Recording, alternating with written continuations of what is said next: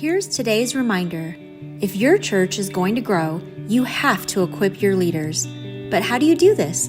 How do you empower the leaders at your church to lead well? Join us at equiplab.com/churchleaders. We're here to equip your ministry team to thrive.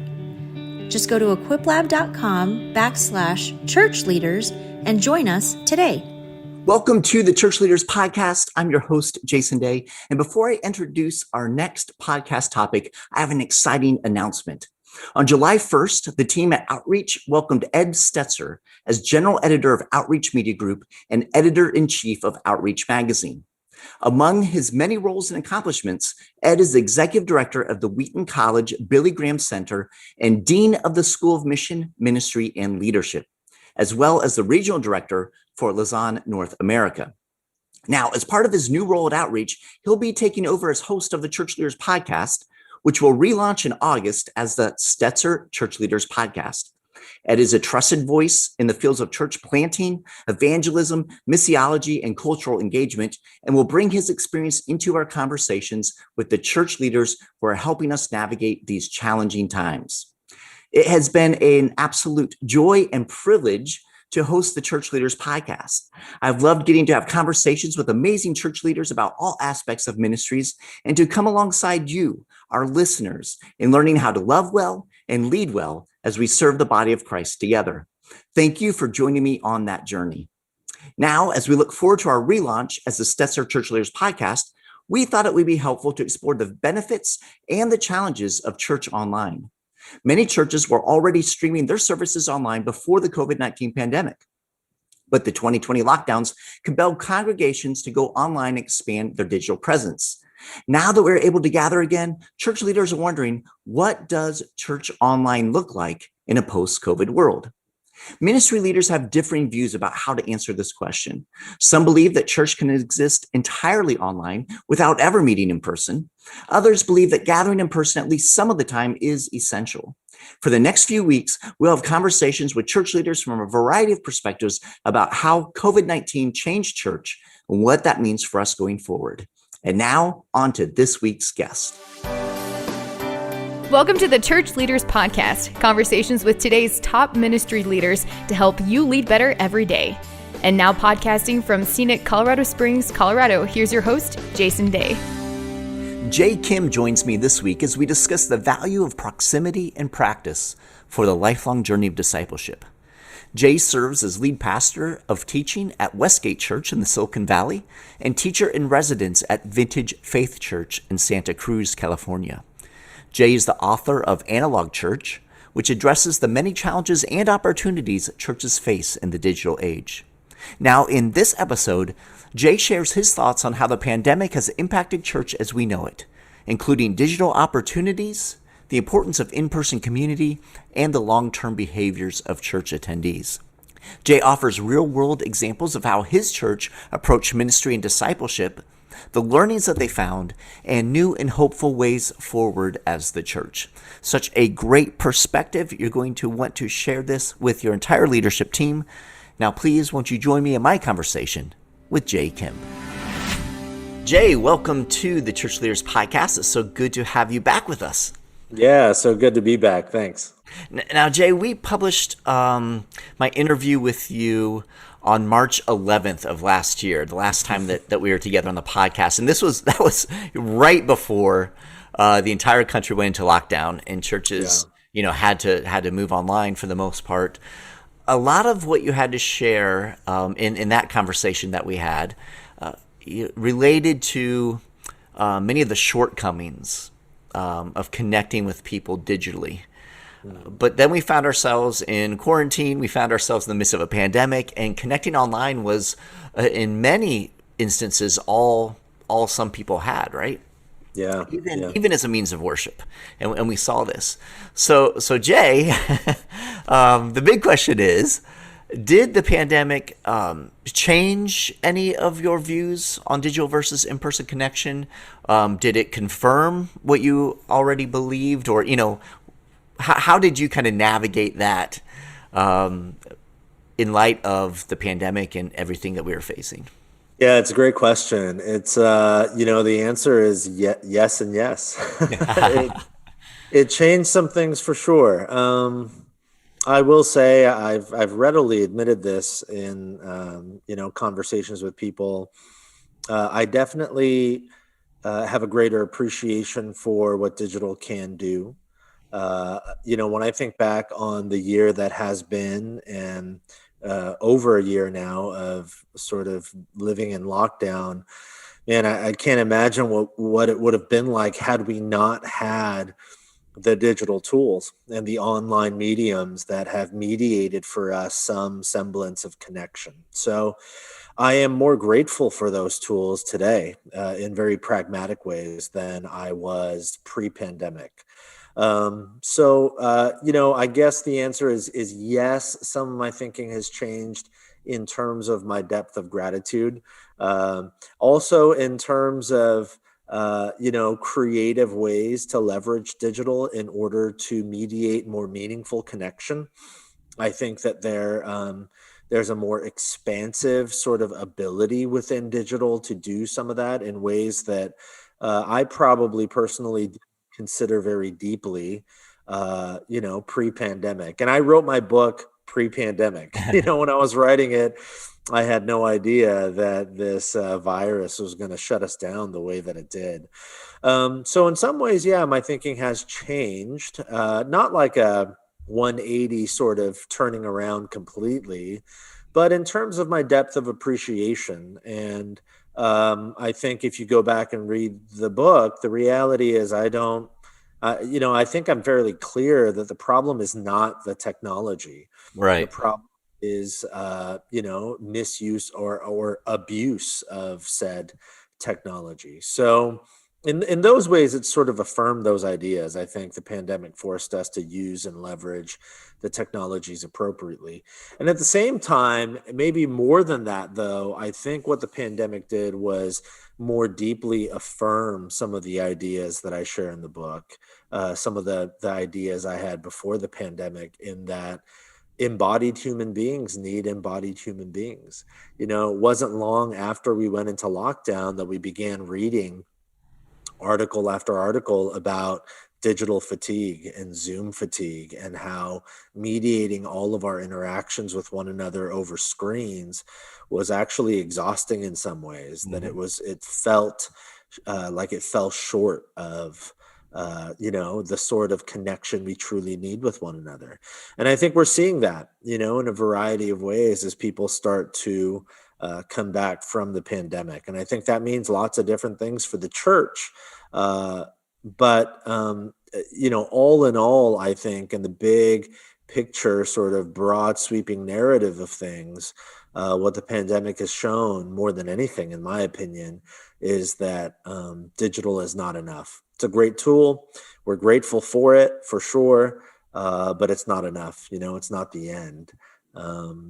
So there you go. Those are my sort of initial thoughts. Yeah, that's good, Jay. And, it's interesting as we found ourselves in the throes of the pandemic. Like you said, there was the digital fatigue, and there was this absolute hunger for people to be in proximity with people. I mean, we saw that, we experienced it ourselves, and we saw it even in the media and in the news, talking about, just that the human experience and how kind of isolation can be so difficult, and even isolation when you have digital communication. It's still not that kind of in-person sense of being with people. So it is fascinating to think how the pandemic helped, and specifically churches, many churches advance kind of their digital expressions of ministry. Yep. Which I think is important and helpful. As you've mentioned, it's not that technology is horrible. It's just how do we use the technology in a way that doesn't lead to suppressing relationships, right? Right. And so there's that interesting give and take that we've experienced, where the technology has been helpful in we were able to continue to gather in many ways with technology, because of technology. But then there was also that human hunger for in-person relationships. So just pretty fascinating. Jay, tell me, do you think that church leaders, pastors, ministry leaders, were able to accomplish effective, transformative discipleship even when they're not able to meet in person last year? I mean, have you kind of processed through that? And I'm sure you've had some conversations with other pastors and church leaders on the kind of the discipleship side, because this is a big conversation now, right? How much discipleship can happen when you're not, in the same room with someone? Yeah, that's a great question. I think the question itself in some ways is interesting, because when we ask the question, do we need embodied analog sort of experiences in order to accomplish effective discipleship in the lives of our people, versus how effective can we be in terms of discipleship with digital? That sort of dichotomy, I think, in my opinion, misunderstands what discipleship actually is, which is a patient, deep, communal process and a lifelong process. So the question itself is almost a misnomer in my understanding, my best understanding biblically of discipleship. If discipleship is really truly a life of apprenticeship to Jesus, meaning it is a lifelong journey of living in close proximity to Jesus and practicing the ways of Jesus. That's probably the best way I could explain discipleship. It's the way I explain discipleship to people, to anybody who asks, that Right. It is about proximity and practice, that we live closely with Jesus and that we practice the way of Jesus. And that way is by its very, very nature communal. Discipleship is not a solo venture. I mean, to think that discipleship is just an individual endeavor actually misunderstands what discipleship is. We are not just saved into heaven, we are saved into the family of God that is together collectively being shaped and refashioned and reimagined and remade into Christ likeness every day. Together, collectively. And of course, that means individual change for sure, but individual change for the sake of not just ourselves, but for the sake of the community and for the sake of the world. So if that is true, then I think the question has to become a bit more expansive. Rather than asking the question, were we able to mediate and instigate and provoke effective discipleship in our people through digital means, I think we need to ask the question, what components of the discipleship journey are mediated effectively via digital means? And then what components demand embodied analog experiences? And the truth is, for us at our church, for example, one of the fascinating things we discovered was we do Alpha here, which is, for those who are not familiar, many are, but for those who are not familiar, Alpha is a learning environment, a communal learning environment for those who are exploring faith. So typically it's a lot of non-Christians. It's a lot of de-churched people who are starting to come back, or they're exploring, or they're asking questions about life and spirituality. So Alpha is a safe place for those who are not faithfully following Jesus typically, but are curious and want to know more. What we discovered during the year of the pandemic, surprisingly, beautifully so, is that our Alpha gatherings grew exponentially on Zoom.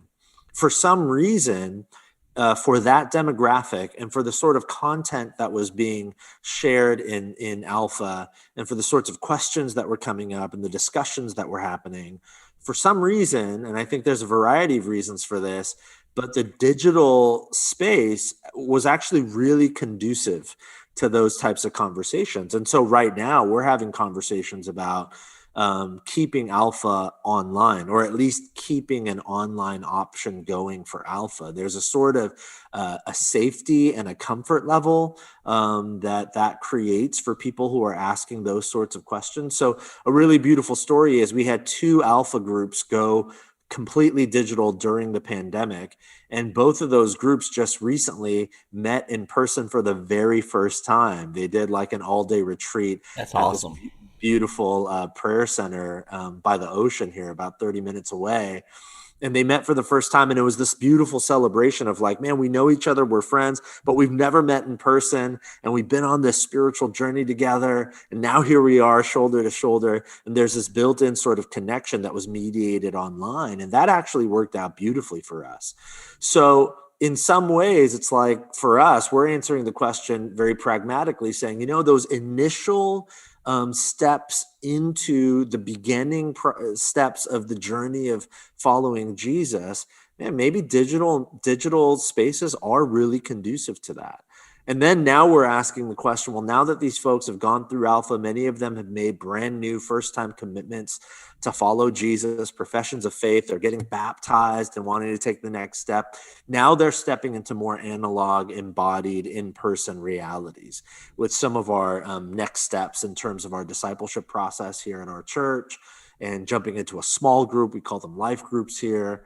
So I think that's the way we're asking and responding to the question, rather than saying, is digital effective in terms of discipling our people, or does it have to be analog? We're instead asking the question, if discipleship is a lifelong journey, it's a patient process, it's going to take not weeks or months, it's going to take years and years, it's going to take a lifetime. We're asking the question, okay, which of these pieces during that journey can we mediate online effectively? And then which of these pieces do we need to invite people to show up in embodied ways? And so we're navigating that. And I think for us, at least at our church, that's been a helpful way to think about it, rather than making it monolithic and saying it can be all digital or it needs to be all in-person analog. We're asking the question, which components are effective digitally? Let's do that. And then let's answer the question, which components have to be embodied and in person? Yeah, I love that, Jay. And I too am a big fan of Alpha, and have had lots of conversations. I do a lot of work with Alpha organization, and I remember even Nikki Gumbel, who oversees Alpha, globally pretty much. I remember he was hesitant. I was sharing because he's in the UK, and they had a very, very strict lockdown, and I remember he shared his hesitation about there's no way Alpha could work digitally, because there's such a big hospitality component and all that. Yeah. And he shared he was shocked, and same experience, as he was running Alpha, there was this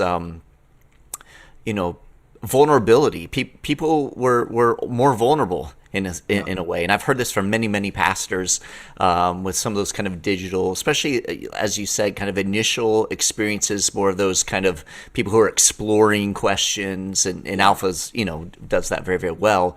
There's that opportunity for people to kind of dig in and ask questions, and maybe ask questions that were a little easier over a Zoom call than sitting across the table from someone. And so it's fascinating, and I love to hear stories like yours and what your church has experienced, because again, it shows in a beautiful way the breadth of the kingdom of God. You know what I mean? And just how God continues to, the Holy Spirit continues to work through different ways, different modes. If we have an openness, like you were saying, an openness not to just toss something into a bucket or box something in, but actually ask God, okay, where are you at work right now? How are you at work? How do we participate in that? How do we engage that? How do we do that to the best of our ability? So I love what you guys have experienced. So Jay, one of the big questions that has kind of come out of the pandemic in relation to really like online worship is that many people who are regularly attending church began attending online because that was the option, for many. And some, it seems like their view or perspective of church has shifted, right? Some have shifted to a point where really they feel as if, doing church or being a part of a church, an entire virtual experience is fine. They've become comfortable with that. Tell me, Jay, how do you how do you speak into that? What do you see? What are your concerns maybe for those who are kind of shifting in that direction? Yeah, it is a concern. It's an area of concern for us at our church, and it's an area of concern, I think, for many church leaders. That's anecdotal for me, but almost every conversation I've had with church leader friends, they share the same concern. So I assume that it's pretty widespread. It's undeniable that the past, almost 18 months now of being in lockdown, and I know we're entering a post-pandemic world now, and thankful for that for sure. But the past nearly 18 months, it is undeniable this time has rehabituated and reformed us as people in a variety of ways, not just with the church, but in so many ways it has reshaped and reformed us. I mean, one of the biggest ways is with work. Just the way people think about work here, where I live and serve as a pastor in the Silicon Valley of California, which is like the tech hub of the world, the epicenter of digital. We've had quite the exodus. Some of the news articles about the mass exodus from Silicon Valley, the data showing that it has been a bit overblown, but not by much. There has been an exodus. I mean, and anecdotally, just at our church, we've done some research here, and I serve, at a large multi-site church. Our anecdotal sort of semi-data driven best guess is that over the past year and a half, we've lost probably 25% of our church. Wow. Not like just leaving our church, but like leaving the area. They're moving to Idaho and Texas and Tennessee and Colorado and Oregon. They're moving to places where they can sell their house here and buy two houses there, or buy, a 4,000 square foot mansion on the lake, for the price they bought a condo, here in the Silicon Valley. So, and the reason they're able to do that is because their companies are basically saying, hey, indefinitely, we're just going to allow you to work remotely, and not everybody. Some of the big tech companies are beginning to get their people back into the office. So that may shift things a little bit, but at least as it stands now, we've had a massive, shift in terms of the demographic here. So we're seeing that all over the place, and we'd be foolish to think that that doesn't affect the church, and that sort of shift in mindset doesn't affect the way people think about church and about their ecclesiology. And I think my concern has to do with the fact that church is not work.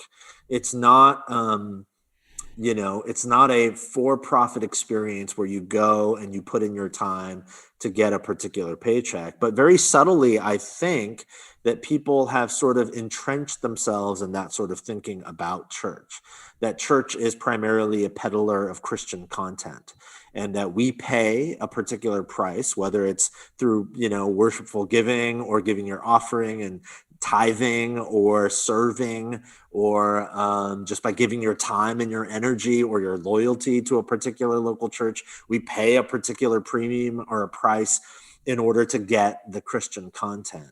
And I think that's my main concern, is that the pandemic has people were already thinking that way, but I'm concerned that the pandemic has entrenched people even more deeply in that sort of mindset when it comes to the church. And even more so because church was all online. And if everything is online and you believe the church to be a peddler of Christian content, then church becomes nothing more than Netflix. When I log on to Netflix, there's the endless queue of different movies and TV shows that Netflix is sort of, the algorithm is telling me I'd be interested in some of these things. And I'm concerned that people see church that way now, that it's all online. So I push a couple of buttons and I can switch from the local church I was a part of for many years to the local church, on the other side of the country, because they've got a great speaker and I love listening to that speaker, or they've got better music than my local church. And so we are becoming more and more entrenched in a sort of consumeristic mindset, something that was already happening before the pandemic. But in some ways, in more hopeful ways, and this is hopefully a hopeful word for church leaders, what some of the best missiologists in the country have been saying for a while, people like Ed Stetzer and others, is that what the pandemic did is not usher in something brand new, but rather simply speed up something that was already happening. That I heard Kerry Newhoff, I think, I read something he wrote the other day where he basically said, listen, where we are today with church attendance and the drop off in church attendance is somewhere we were already headed. But rather than taking 5 long years to get there, the pandemic just sped up the process. And while on one hand, that might be depressing as a church leader, I actually see that as a gift, as a strange subversive gift. Because I think the missiologists are right. I think the trajectory was showing us that we were headed toward an intersection where truly committed people were going to like deeply entrench themselves in their local church and help move the mission forward. And that marginal Christians and marginal sort of churchgoers were going to continue wavering in their commitment. You know, the average of like 1.7 Sundays a month or whatever that the average churchgoer was attending, that trajectory was decreasing, you know, month by month. It felt like where people were attending less and less as like, you know, their kids' sports programs were now on Sundays and the beach and all sorts of leisurely activities. I mean, so much. And so I think the pandemic has sped that up. You know, I think a lot about Mark Sayers, who is a pastor and writer and cultural commentator from Australia. You know, he talks a lot about, he's got this book called Reappearing Church that we're reading together with our elder board here. It's a fantastic book. And he talks a lot about a faithful remnant, you know, and this sort of remnant of people who are truly committed, and how God and the Spirit of God typically moves in those sort of focused, small, core, committed men and women to bring about broad, sweeping change, renewal leading to revival. And he talks about how revival is just when renewal goes viral. But renewal is something that starts in us individually and then in these smaller groups, these remnants of the faithful. And so I think in many ways, yes, I am concerned, but more so than the concern, I'm actually quite optimistic. I'm excited. And that sounds paradoxical because in some ways, I am bracing myself for lower attendance. I'm bracing myself for our numbers to look smaller. Now, I hope that that's not true. I hope that I'm pleasantly surprised and that's not true, but I'm bracing myself for that reality. But I don't see that necessarily as a loss. I see that as an opportunity for rebirth and for renewal, and hopefully, prayerfully, that renewal leads to revival. So I think what the pandemic has done, as the missiologists have been saying, it has simply sped up a sort of intersection that we were already headed toward. And for me and my personality and the way I lead, there's a part of me that's like, great, that I would prefer that. I'd rather get to that point now so that we can move forward and push through. And so hopefully that is a hopeful word for pastors and church leaders. We're at an intersection now that we probably were not going to get to for another half decade or so, but here we are. And maybe we don't feel ready, but we're here. And so we need to prayerfully begin thinking about what it looks like to lean into renewal and pray that it leads to revival. Yeah, that's a helpful perspective, Jay. Thanks for sharing that. I have one more question that you mentioned, and we've seen this in the kind of consumeristic mindset that many have with church, and like you said, that's been, you know, we've been, as pastors, we've been dealing with that for many years, and it just has accelerated, right, because of the pandemic. And people could, like you said, Netflix, you know, they could listen to whomever they wanted to, you know, great worship bands, or, you know, different speakers and that sort of thing. So there's that kind of consumeristic side, but there are some and a growing number of pastors and ministry leaders who believe that authentic community can be developed digitally and solely online. That people do not need to be in physical proximity to have strong community. And we've seen, you know, many churches that have developed that are solely online with no intention whatsoever of being anything different. There have been church plants that, had intended to plant in last year, in the midst of the pandemic, and have shifted completely to be digital churches. So I'm just curious, Jay, and I don't want to put you on the spot, but I do kind of want to put you on the spot, right? What are your thoughts in regard to community being developed purely in a virtual format? And I'm just really curious because of all the research, all the study, all that you've done and you've provided for the church. What are your thoughts on that? I think that community can be developed online. And by developed, a better word, in my opinion, would be initiated and mediated. I do think that that's possible. But I do not believe that at the core of human experience and the way that human beings are hardwired, that the deepest levels of connection we have with one another, I do not believe that digital connection will ever satisfy fully. I think that embodied human beings long for other embodied human beings. Now, the best example I can give is when I travel. I was just traveling last month for work, for ministry stuff. I was out of town speaking at another church. So when I was out of town, I landed and I drove to my hotel, and the first thing I did was FaceTime my wife and my kids. Mm-hmm. And it was so great. I was so grateful, and I was able to see their faces and hear their voices. And we talked about our day and we caught up and we did all the stuff that on paper you should do in a relationship, like actual conversation and connection and all those sorts of things. Now, you would think me the worst father and husband in the world if I said, this is great, and I'm in San Diego, 8 hours away from my family, but I really love San Diego and the beach and the fish tacos here. I think I'm going to stay. I know I've got a wife and kids 8 hours away, but I've got my phone. I can just FaceTime them. I'm just going to live in San Diego and leave my wife and kids in the Silicon Valley. If I said that, you'd be like, what is wrong with you? Because the reality is the digital is great and I'm grateful, and it definitely initiates connection. It can mediate relationship as well. And so I'm grateful for that when I'm away. But what it really gives to me, what it really makes me do is long to be back home with them, to hold my real kids and my real wife in my real arms and give them real hugs. Mm-hmm. Now, people would push back and they would say, well, that's because that's your family, Jay. The church is not your family. They're just people living life.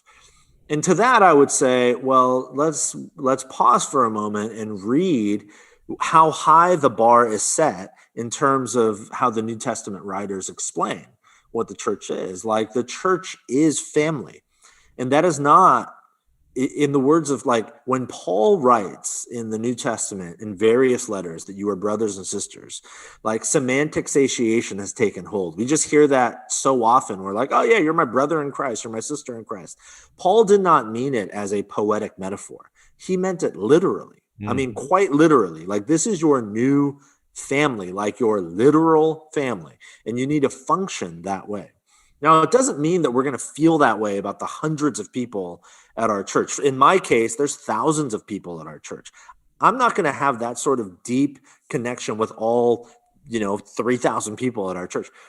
But what it does mean is that is where the bar has been set, that's the pursuit that I must be after when it comes to my growing love for the church. And if that's true, then it's not enough for me to stop at the online digital mediation. I have to ask the question, if I really am pursuing these men and women as family, as inconvenient and as difficult as it is sometimes, man, it feels like it's not enough for me to say, well, I chatted with you online. There has to be a sort of longing to be with one another. And I said earlier about discipleship that it's proximity and practice. And I think in many ways, discipleship within the family of God includes those things. We have to long for, and not just force ourselves, but as we grow in love toward one another, we will naturally long for proximity. and practicing the way of Jesus together, shoulder to shoulder, breaking bread with one another. It's one of the reasons why, like, if you go to restaurants now, they're packed because people have been dying to sit down and share a meal together. During the pandemic, I had lots of lunch meetings on Zoom where we would like bring our food and we would eat and watch each other eat, and listen to each other chew on Zoom and have a lunch meeting. It was not the same. To be in the same space, to actually break bread, to smell the same food and to eat, like all of those things are so critically important.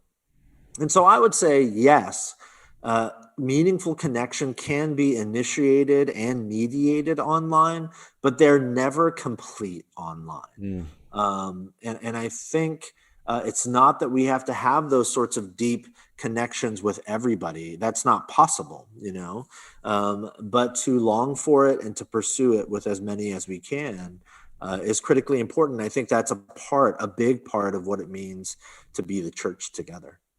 Yeah, that's so good. So helpful, brother. Well, I so appreciate you taking the time to hang out with us again and talk through this.